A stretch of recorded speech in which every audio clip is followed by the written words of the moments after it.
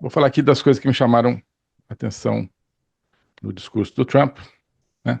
É, Depois a gente tenta fazer um apanhado assim, mas para resumir o resumo, eu acho que é um novo jogo, é um novo processo de relações no mundo, nas sociedades, que está sendo introduzido, né? Eu estava falando com amigos também que é como se nós fôssemos assim astrônomos, amadores, né? Mas se tivéssemos então de repente a oportunidade de testemunhar aí o nascimento de uma galáxia, de repente a gente estuda as coisas nos livros, de repente nós estamos vendo agora uma galáxia nascendo ali, os planetas se chocando, as estrelas e tal, isso que está talvez exagerando um pouquinho, mas a gente, né, precisa, assim, imagens claras para entender as coisas, e eu acho que essa é uma imagem. Mas acho que não é muito exagero, não. Muita coisa nova realmente é, vindo por aí, né? Então, eu vou comentando assim, na ordem basicamente cronológica do discurso. Eu não sei aqui se os colegas da academia já passaram para vocês aí a versão traduzida do discurso, mas vale a pena, enfim, claro, muitos de vocês já sabem diretamente o inglês, senão vale a pena ver, obviamente, o discurso todo, mas eu vou então pela ordem do que ele falou, as coisas que me chamaram a atenção, tá? Começa por uma definição, é como se fosse o nome da novela, né? Ele começa dizendo, olha, está começando hoje a Era de Ouro, né, dos Estados Unidos, Golden Age. Então, é como se acho que esse fosse o título que ele pretende dar ao mandato dele. Essa é a capa do livro, né? Essa é a capa. The New Golden Age of America, né? Nova Idade de Ouro dos Estados Unidos. E o que nos leva já para uma dimensão logopolítica. Porque ao falar de Idade de Ouro, nós estamos falando de todos os mitos, desde, né, da Antiguidade Clássica e antes disso, né, são mitos muito antigos, né, em várias civilizações da humanidade, talvez todas, sobre a sucessão de idades, os ciclos de vida histórica, sempre que eu saiba, dentro de uma perspectiva de uma decadência contínua da humanidade ou de determinada civilização e uma subida mais ou menos repentina, né?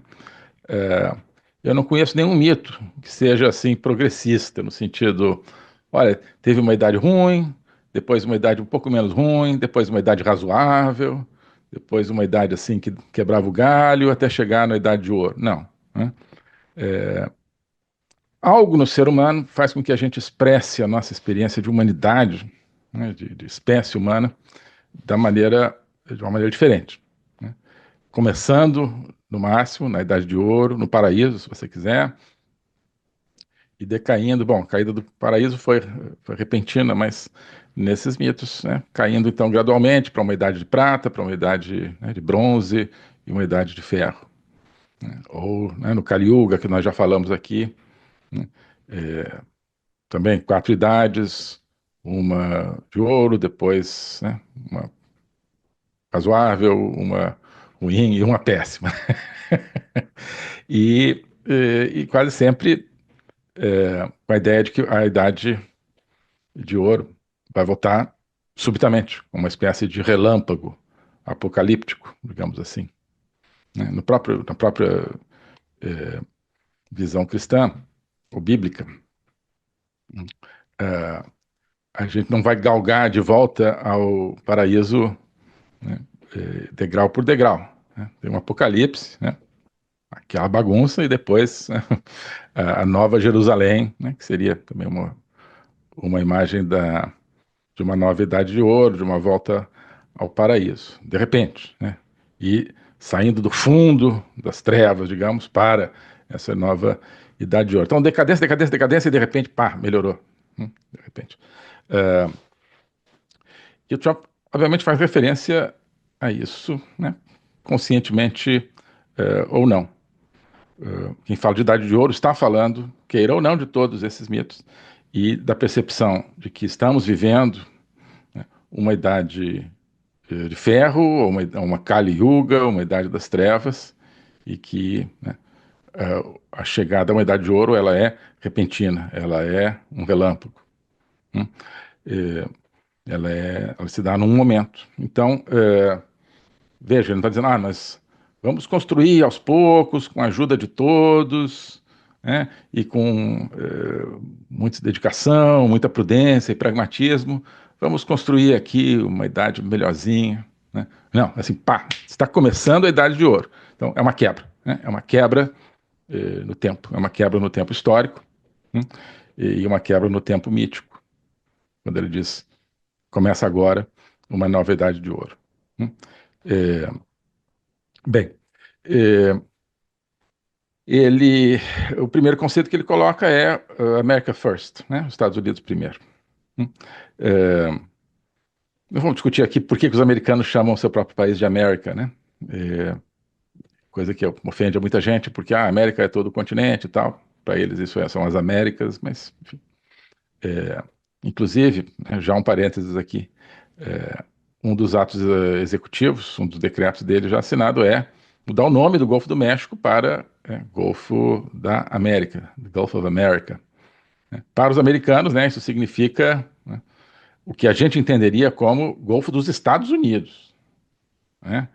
Os americanos, quando escutam América, para eles é os Estados Unidos. Né? Por sorte ou não, eu acho que para os latino-americanos não vai soar dessa maneira. Né? Vão achar esquisito, já estão achando, claro. Obviamente, quem conhece os Estados Unidos, que acompanha a política, sabe o que está por trás desse nome Gulf of America, mas muitas pessoas dizem, olha só, né? Golfo da América no sentido assim, né, Golfo do continente americano, já que é um negócio que está ali no meio, né, que banha diferentes países das Américas. Né? Mas isso, né, já nos traz aí né, uma indicação desse problema, né, digamos, o que significa América para os americanos, né? E diferentemente para os latino-americanos e para os europeus também. Europeus, em algumas línguas se fala ainda América no sentido de Estados Unidos. Tem um romance interessante do Kafka, né, que se chama América, justamente, e, que é um rapaz, né, europeu lá, centro-europeu, que chega nos Estados Unidos e vai trabalhar num hotel, um negócio meio kafkiano, assim, que você não entende muito bem do que aquilo é símbolo e tal. Mas é um romance interessante. Mas, enfim. Então, América, primeiro Golfo da América.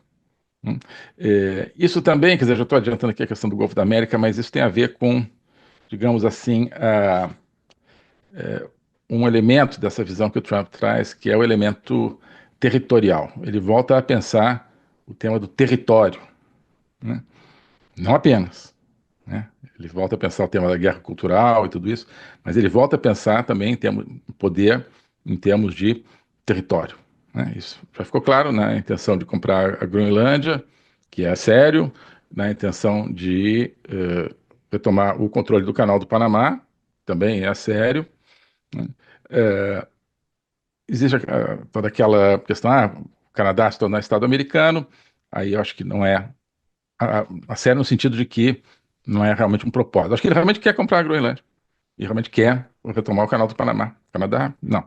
Mas, né, mostra que ele está pensando em termos territoriais, de fazer uma América grande também em termos territoriais, de presença territorial. É óbvio que sim, não quer tomar o Canadá, mas ele quer o Canadá mais integrado aos Estados Unidos, do ponto de vista de defesa do território. Já são, em grande parte, através de OTAN e tal, mas ele quer mais, no sentido assim, quase como se eu acho, né, o Canadá tivesse que ter realmente uma defesa, forças armadas, digamos, totalmente integradas com a dos Estados Unidos. E a questão do Golfo da América também vai nesse sentido, né, porque ao mudar o nome, de certa forma, está tomando o Golfo, né, está tomando o Golfo.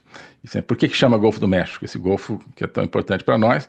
E, tá vendo, você não viu os números, mas você olha no mapa, visivelmente parece que realmente a costa mais extensa no Golfo do México é a dos Estados Unidos, mais extensa que a do México, né? E aí tem Cuba, né? menos extensa. Mas, visivelmente, parece que a costa americana, norte-americana, é mais extensa que a mexicana. Então, né, por que Golfo do México?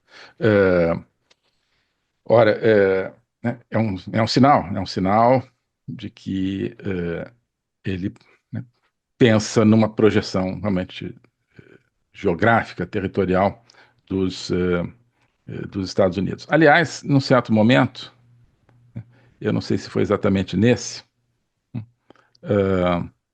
mas ele fala assim, olha, um dos elementos que ele coloca como os elementos dessa recuperação da grandeza dos Estados Unidos é territorial, ele fala. Nós vamos crescer territorialmente.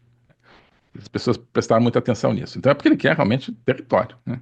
Claro, só com a Groenlândia não é tão grande quanto parece nos mapas, por causa da distorção da projeção, mas é grandinho. É, seria a primeira expansão territorial desde o começo do século XX, quando compraram o Alasca, né? É, e então isso tem uma simbologia também muito profunda, porque um país, uma nação é antes de tudo o seu território, né? Antes de tudo o povo, né? Mas junto com o povo, claro, território, né? Onde é que é essa nação? Onde? No espaço, né?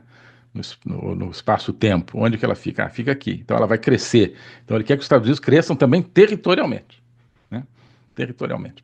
Bom, uh, bom uh, ele, ele fala logo da questão do fim da politização da justiça, né? Não lembro se ele usa a palavra weaponization, mas basicamente ele foi vítima, né, de perseguição judicial totalmente parcial, totalmente indevida, lá nos Estados Unidos, não por parte da Suprema Corte, né? Esses processos que foram movidos contra o Trump, nenhum chegou até a Suprema Corte. Foram processos movidos, ou os que chegaram, ele ganhou, não me lembro se algum chegou, mas os processos movidos contra ele foram conduzidos ali em instâncias inferiores por promotores e juízes ligados a Jorge Soros, ligados ao Partido Democrata, de maneira visivelmente parcial, né? Os Estados Unidos têm uma peculiaridade que o Departamento de Justiça, ele corresponde, por um lado, ao nosso Ministério da Justiça, como parte do Executivo, mas ele corresponde também ao nosso Ministério Público. Eles não têm um Ministério Público separado, né? Portanto, a ideia é que esse braço de Ministério Público, ou seja, né, de acusação pública, tenha que ser independente, embora seja parte do Executivo, e não foi, né, instrumentalizado. A Polícia Federal deles, que é o FBI, né, deu busca e apreensão lá em Mar-a-Lago, na casa do Trump, de maneira totalmente desnecessária, não encontraram nada, né? É, tentaram de tudo para incriminar o Trump, e ele então já começa, olha, isso aqui vai parar, né? É, os adversários dirão, ele quer fazer com a oposição agora o que ele sofreu. Não sei, né? Não sei. Mas essa mensagem de despolitização da justiça é fundamental, sobretudo se você vê nos Estados Unidos como é um modelo de democracia, uma referência, pelo menos, de democracia, né? Uh, o papel que, por exemplo, o STF brasileiro assume, né, é um papel derivado do papel da Suprema Corte americana. Quem inventou a ideia de Suprema Corte com poder de derrubar leis, com poder de derrubar até mesmo presidentes, e poder de, né, derrubar, caçar parlamentares, tudo isso. Ou seja, quem criou a ideia de uma Suprema Corte tão forte quanto o Executivo foi a Constituição Americana, no final do século XVIII. Uh, Isso depois foi ganhando corpo com o tempo, mas a ideia está lá. Então, todo o constitucionalismo, que basicamente é a ideia de que as Supremas Cortes têm que mandar nos países, uma coisa que anda por aí, deriva do modelo americano, né? Então, o modelo jurídico americano é, sim, fundamental para o Brasil. Então, se esse modelo, né, deixa de perseguir judicialmente os adversários, isso é muito importante para nós, né? Talvez não diretamente, mas como uma referência. Oi, pessoal. Estamos aqui nesse começo de 2025, estamos no começo do que pode ser um mundo novo. Todo o projeto totalitário, globalista, sociedade de controle, totalitarismo chinês, russo, terrorismo, Foro de São Paulo, tudo isso de repente está na defensiva. Por quê? Donald Trump, Estados Unidos, criando uma aliança, querendo criar uma aliança internacional de defesa da liberdade, de defesa do mundo livre, de promoção ativa do mundo livre. Isso está mudando o jogo para todos nós, inclusive no Brasil. Nos últimos anos nós estivemos aí totalmente cercados por um projeto totalitário de censura, tanto no Brasil quanto no mundo. Isso de repente pode mudar e pode ser a grande esperança para nós brasileiros que estávamos aí praticamente sem esperança de uma mudança nos últimos tempos. A gente está analisando tudo isso na Academia Folha Política. A Academia Folha Política é um projeto onde eu tenho o meu curso de logopolítica, onde a gente discute a realidade da política nacional e internacional à luz da filosofia, da história, dos fundamentos da civilização ocidental.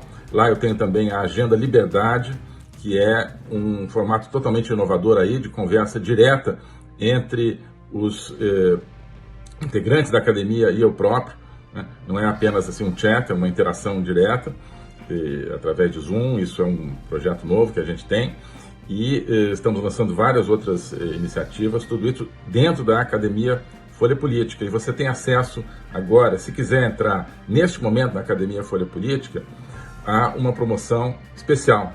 Nós estamos oferecendo todo esse material, novo material todas as semanas, com tudo aquilo que já está lá. Nos últimos 3 anos já estamos trabalhando nisso. Estamos oferecendo tudo isso por R$ 330 no formato da anuidade e R$ 37 por mês no formato da mensalidade. Tá? Promoção especial de começo de ano. Aproveite. R$ 330 a anuidade, 37 mensalidade. Tudo isso você pode descobrir aqui. Clique no link, faça parte da Academia Folha Política. Te espero lá. Um abraço.